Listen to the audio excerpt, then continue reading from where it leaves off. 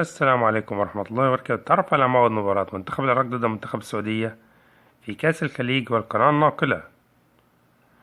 يلعب المنتخب العراقي ثاني مبارياته في بطولة كأس الخليج ضمن مباريات المجموعة الأولى التي تضم كل من منتخب السعودية ومنتخب عمان ومنتخب اليمن، وتنطلق المباراة في تمام 9 من شهر كانون الثاني يناير القادم، وتنطلق في تمام الساعة 7:15 مساء بتوقيت السعودية والعراق واليمن وفلسطين وسوريا ولبنان، 8:15 مساء بتوقيت عمان والإمارات.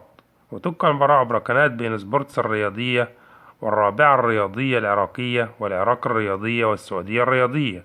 نأمل منكم ترك توقعاتكم عن نتيجة اللقاء وما توقعاتكم لبطل كأس الخليج لهذا الموسم.